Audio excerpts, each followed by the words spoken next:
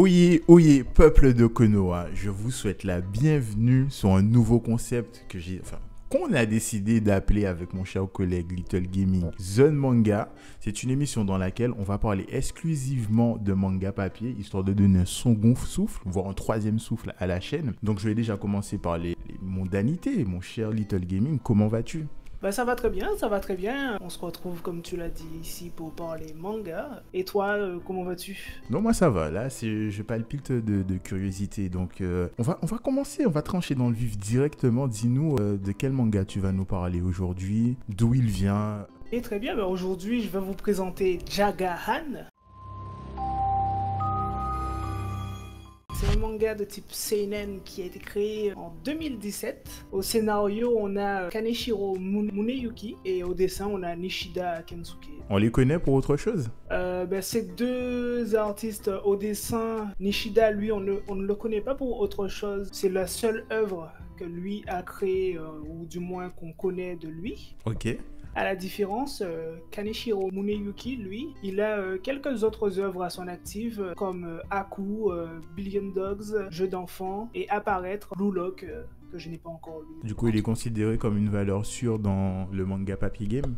Je ne pourrais pas répondre à cette question car je n'ai pas encore lu ses autres œuvres. Ok. Et je n'avais pas entendu parler d'elle avant non plus. Ouais. Là, on va introduire l'artiste et on va parler de lui, de ce qu'il a fait sur cette œuvre particulière. Et Ok. est-ce que c'est bien ou pas? Et pour ceux qui, s'ils sont convaincus à la fin de la vidéo, chez quel éditeur ils pourront se procurer le manga ?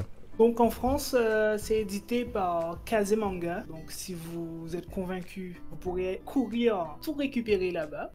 Petite précision dès le départ, on va faire un petit disclaimer déjà. C'est un manga pour un public averti. Attention à vous. Et à vos petits frères et vos petites sœurs. Là, on va, petite coutume de la chaîne, on va contextualiser notre propos. De quoi parle Jagan ? Alors, Jagan, qu'est-ce que c'est? C'est une histoire dans laquelle on va suivre notre protagoniste qui s'appelle Shintaro Jagasaki.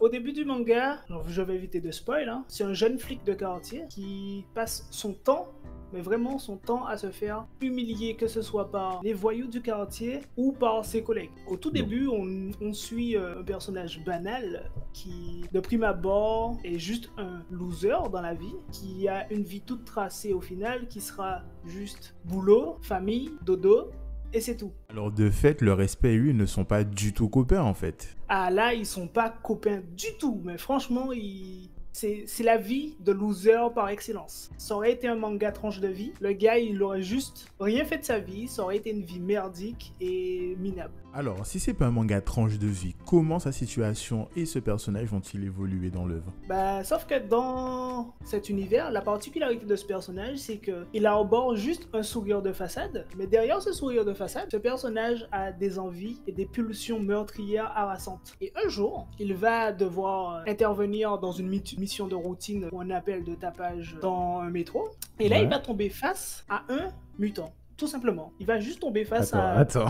à un mutant. On passe de flic de quartier qui n'est pas copain avec le respect à le gars va affronter les X-Men.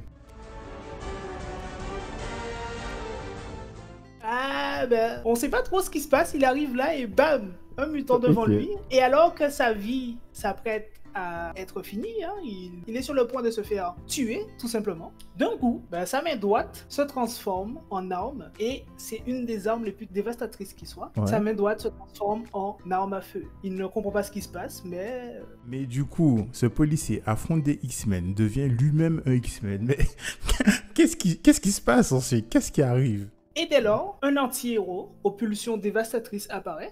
En gros, là, on se retrouve avec un personnage qui n'a qu'une envie, c'est tirer dans la tête de tous ceux qui se moquent de lui Ouais. et qui ne le respectent pas. Et d'un coup, il se retrouve avec l'arme la plus puissante qui soit entre les mains. C'est assez marrant parce que dans la forme, ça m'a fait penser à Parasite, genre la main droite qui se transforme en entité qu'on comprend pas vraiment. Ben justement, j'allais en faire le parallèle, comme tu le dis, avec Parasite. Hein. Avec cette petite présentation, on pense tout de suite à cette autre œuvre, Parasite, et sur certains points, il y a un petit lien, mais vous comprendrez que c'est pas vraiment le même type d'univers, parce que là, on se retrouve avec un personnage qui va devoir faire le choix entre faire le bien ou faire le mal avec ce pouvoir, et que va-t-il décider? Ça, vous le saurez en lisant plus l'œuvre, mais on va vous parler un peu plus de ce qui se passe sans spoiler trop l'intrigue. Est-ce que tu pourrais nous parler des points qui t'ont intéressé, interpellé et captivé dans ce manga finalement? En vrai, Jagan, c'est un manga qui est violent, malaisant, malsain, mais il est putain d'addictif. Franchement, les scènes qu'on vous présente, que ce soit de violence physique, psychologique, sont abordées avec une telle...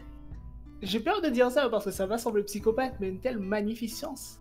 Ça vous apporte un effroi qui est tel que vous vous dites qu'est-ce qui va se passer ensuite, dans quoi va-t-on nous plonger, et la façon dont c'est dessiné, waouh. Donc si je comprends bien en fait, la mise en scène de la violence est de romancer de telle sorte que c'est presque décrit comme un tableau quoi. C'est presque une œuvre d'art dans la façon dont c'est décrit et mise en scène, si j'ai bien compris. Oui, chaque scène de violence ou autre sont mises à disposition du lecteur d'une telle sorte qu'il se dit, il est allé dans le détail, et la façon dont c'est dessiné, en gros, les traits du dessinateur, c'est pas un dessin qui est forcément hyper propre, mais à chaque dessin, on comprend bien à quel point le personnage est soit en souffrance, soit il a envie de détruire quelqu'un, de le tuer, de le violenter, de lui faire du mal, et on comprend avec les traits du personnage, son expression, tout fait comprendre à quel point la violence est présente dans ce manga. Alors, j'aurais peut-être juste une question. Moi, j'ai beaucoup de problèmes avec les œuvres qui utilisent la violence comme un prétexte pour montrer des choses gore et non pas pour raconter quelque chose. Alors, la question c'est, est-ce que justement ce manga papier utilise la violence pour raconter quelque chose à travers des personnages qu'on rencontre qui a un vrai propos au-delà de la violence? Je trouve que oui. Il y a tout à fait un propos derrière chaque scène de violence, parce que la particularité de cet univers, c'est un univers dans lequel un parasite vous donne le pouvoir d'accomplir vos ambitions et vos désirs les plus profonds. En gros, même si vous êtes le plus sombre des meurtriers, votre envie c'est de détruire tout ce qui se présente à vous, ce parasite va vous en donner le pouvoir. Mais vous aurez aussi le pouvoir, si vous le désirez, de faire la justice, de soigner les gens, d'avoir la liberté absolue, peut-être de trouver le One Piece, même si c'est pas le même univers, mais qui sait? On vous montre pas juste des gens qui se foutent sur la gueule pour se foutre sur la gueule, parce que déjà le personnage principal, lui, son envie c'était d'arrêter d'être le dindon de la farce, de ne plus vouloir être le gars qui se fait martyriser par tout le monde. Et grâce à ce nouveau pouvoir, il va avoir la possibilité d'essayer d'atteindre son objectif. Bien évidemment, il va retrouver sur son chemin des embûches, des gens soit qui ont des pouvoirs ou qui n'ont pas de pouvoir, hein, qui vont essayer de lui mettre des bâtons dans les roues, et on verra comment il arrive à s'en sortir. Ok, je crois qu'on a plus ou moins fait le tour, donc j'ai envie de dire merci pour la présentation. J'avoue, je ne sais pas si j'irai le lire, parce que finalement le but de l'émission c'est de convaincre, et je dois avouer que pour un début, pour un premier truc, je suis intrigué. Donc peut-être que j'irai jeter un œil sur les premiers chapitres, je ne sais pas encore. Vous nous direz en commentaire qu'est-ce que vous en avez pensé de cette première émission, que vous voulez une suite. Est-ce que vous avez kiffé? Et non, mais franchement, Little Gaming, merci beaucoup pour cette petite découverte. Merci à toi.